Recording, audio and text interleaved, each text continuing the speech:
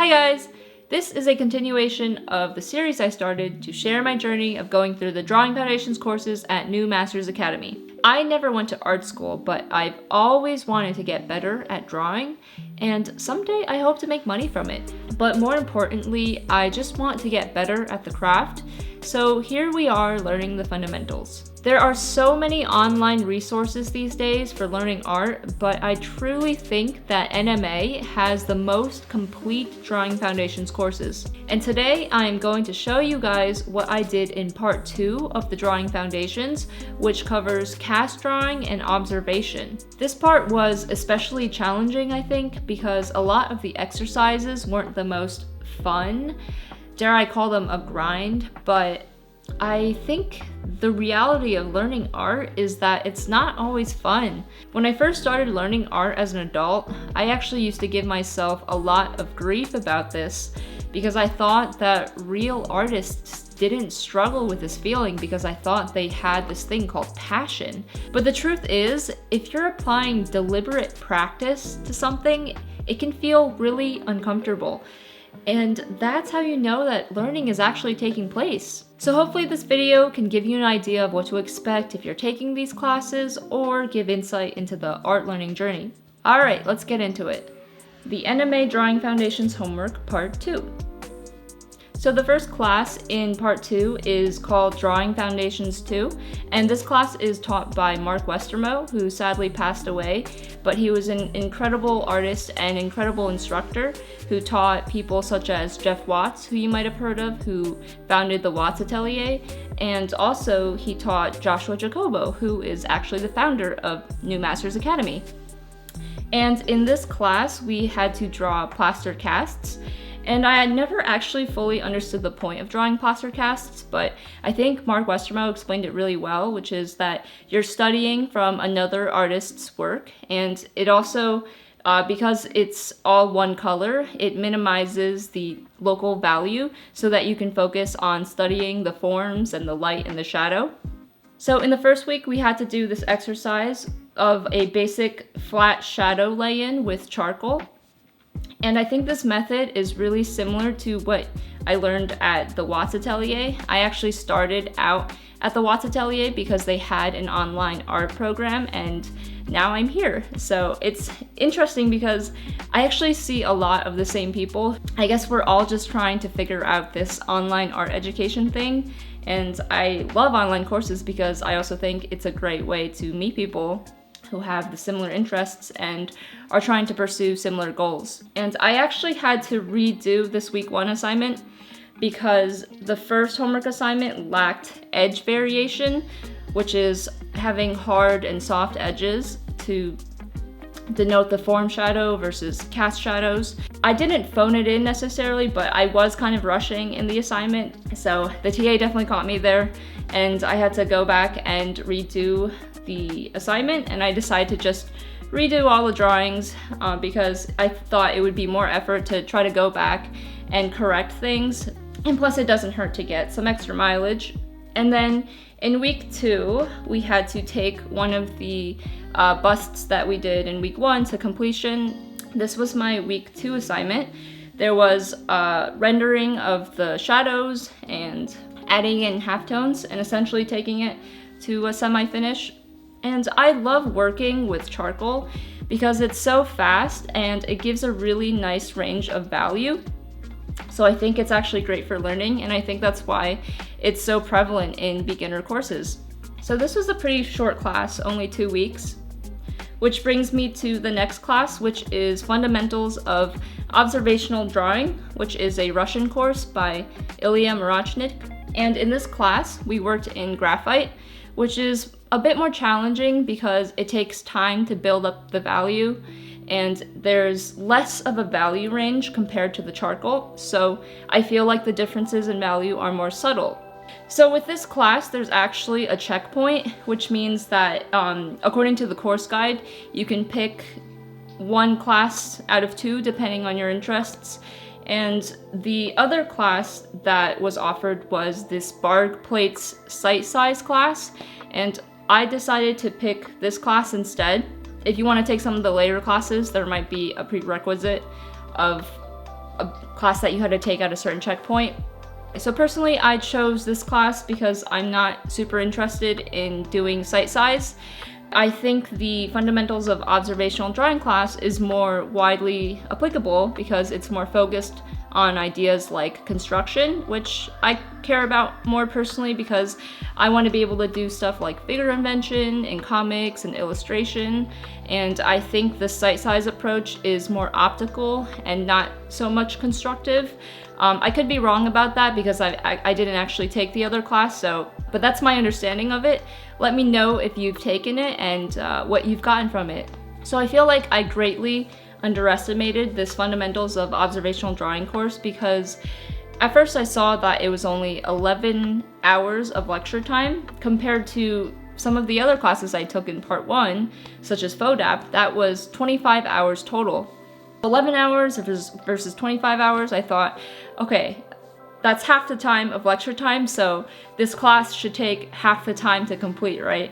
And that cannot be further from the truth because weeks 1 to 2 and also week 3, I feel like, are a grind. And not to say that I didn't enjoy all of it, I ultimately learned a lot from it, but I did find myself at times feeling frustrated that I wasn't going as fast as I wanted to because of my initial expectations for the course.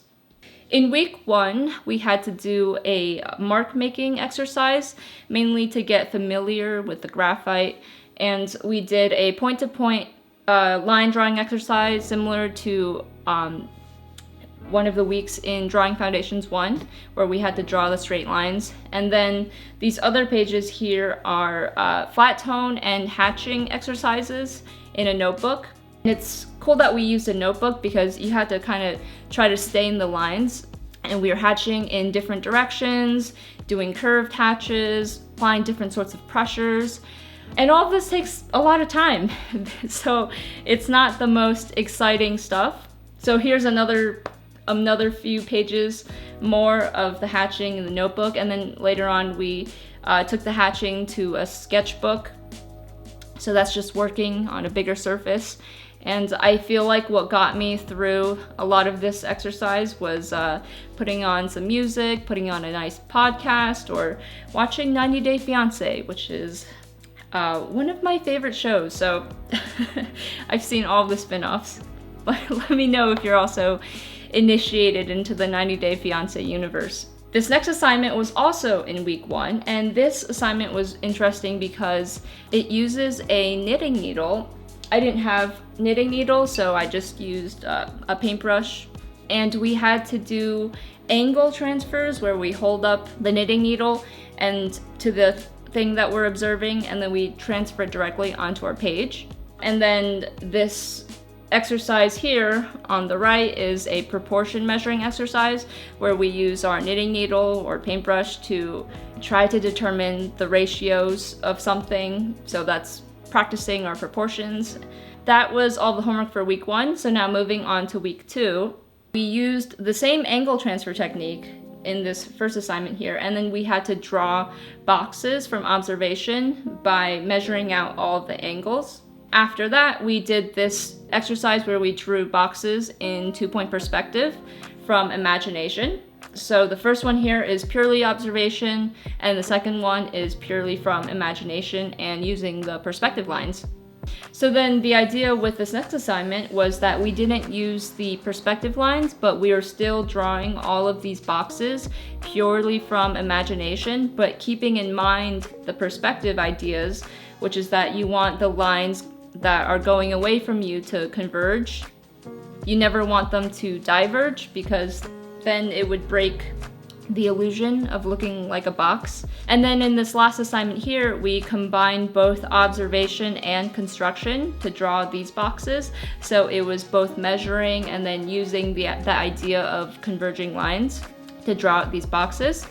And there was this concept here that I really liked and I took from the class, which is that to measure proportions, a fast way to do it is also to take the diagonal, and it helps to be a lot more accurate as well. And I do this all the time now. I take the diagonal here, and I find it really fast and accurate and better than just taking plumb lines. Even in these first few weeks, I feel like this class changed how I drew. And wait, there's more week 2. So week 2 has like a whole list of assignments that we had to do. So in this assignment, we had to construct ellipses and then construct these ellipses in perspective. And this one was a fun one because we could just kind of measure and plot out the lines and rely on a ruler, as opposed to trying to freehand these circles, which is a bit more stressful. And then in this assignment, we had to actually freehand the ellipses, taking into account the perspective. And I thought this exercise was really enlightening as well, because you're not supposed to treat it like a symmetrical oval, but it's supposed to be flatter in the back and more open towards the front to take into account the perspective. And one of my biggest takeaways in this class was just drawing ellipses. I feel like my ellipses and cylinders improved so much. And speaking of cylinders, the next assignment was to construct cylinders and cones, constructing them in different orientations, and then also taking cross sections of the cylinders and cones. One thing that I'll add, if you're taking this class, there is something called Joshua's Ellipse Guide that floats around on the NMA Discord. I super recommend, if you're taking this class, to also read over the ellipse guide, because in the lectures it goes over the cylinder construction kind of fast, and I think the ellipse guide in combination with the lecture greatly improved my understanding of cylinders, especially with how the circle tilts in the horizontal ellipses and finding the major and minor axis. So that is definitely something I would recommend. Weeks 1 and 2 each took me around a week to finish, about 1 to 2 hours a day, and I was so happy to be done with those weeks and move on to the later half of the course.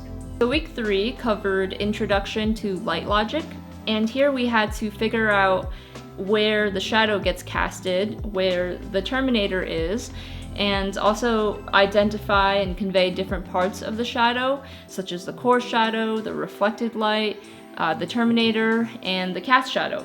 And then after going over the parts of the shadow, we were introduced to the halftone, and we had to draw this cube with the halftone and the highlights. And then after that, we did more geometric shapes like the hexagon, nonagon, and cylinder.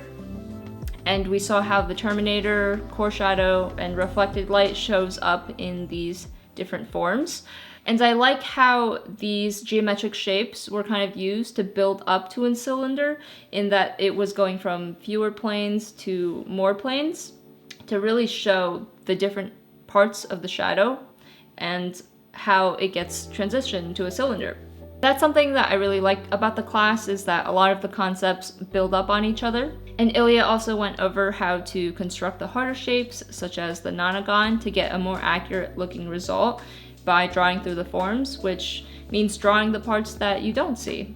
And then in week 4, we covered light logic on a sphere and this soccer ball looking object. And week 4 is only 1 page compared to some of the earlier weeks. So if you make it past weeks 1 to 3, the class goes by a lot faster. So if you're in the class, hang in there. And in week 5, we drew a complex geometric still life where the forms were interacting with each other. We only had to block in the shadows. So then in week 6, we took our drawing to a finish with the halftones and highlights, and then adding some of the background and atmosphere. And that was pretty cool, because seeing this darker part here, it's not actually something that you necessarily see in real life, but it's something done intentionally to, bring stuff out or fade stuff back. So this was my finished drawing for week 6. How cool is that? I'm pretty happy with this one. I actually ended up getting video feedback on it, and I had a question that I asked specifically this week, which was a question that was weighing on my mind since taking Renee's FODAP class, which was, if there's a shadow being casted over something else, is there still a core shadow? And I feel like the TA really helped answer my question and helped me to understand that if there's a shadow casting over something, then you don't necessarily see the core shadow anymore, but the way to show the form is then through the reflected light, which was really key for me to understand because I feel like it was something that I was missing in my understanding of the light logic. So I'm really a huge fan of the video feedback, and I definitely recommend trying it out. So then in week 7, we did an Asaro head construction, and we also had to block in the shadows. And I actually have an Asaro head, it's up there. You don't need one for the class. I bought mine a while ago because it was recommended by Jeff Watts in one of the courses that I watched by him. I don't actually use it a lot, but I will say for this assignment, it did help me to understand the form better, where the photo for the homework was a bit more ambiguous. So that was nice. I am an art book and art supply hoarder, what can I say? But I feel like I've definitely gotten a lot better about it now. Then in week 8, we had to bring our Asaro head to a finish with halftones and highlights and a background. And I also got video feedback for this week, and I was told to make my reflected lights more consistent, which was a huge takeaway that I got from this class, which is that you don't just copy the values that you see. I mean, doing that in itself is really hard to be able to copy values accurately, but you also need to be able to use your knowledge of the forms to organize and design the values. So that might mean overstating some values or understating some values to bring out the form better. And there are lots of concepts and ideas that I took away from this class. As much as I like to complain about how hard the first few weeks were, I feel like I've learned more in this class than I have in any other class that I've taken so far in the Drawing Foundations track. And with that, I have finished part 2 of the Drawing Foundations. I am proud of myself for sticking to it and doing the assignments even on days that I didn't necessarily feel like it. And I'm glad I did because I could feel the improvement. You know, when you can literally just feel it in the way that you draw, you just know that you've improved. And that's the best feeling. And that's a feeling I chase when things just come together and get easier. The next part of the tracks is part 3, which is gesture and sketching. And I'm super excited because it's going to be the start of figure drawing concepts, and I love figure drawing. I didn't always love it. I used to only draw portraits because I used to like to do a lot of fan art when I was little, but just through taking a handful of figure classes in the past, I've really come to enjoy and love figure drawing now. So I'm super excited for the next part. Anyways, if you enjoyed this, stay tuned for part 3, and I will see you guys next time.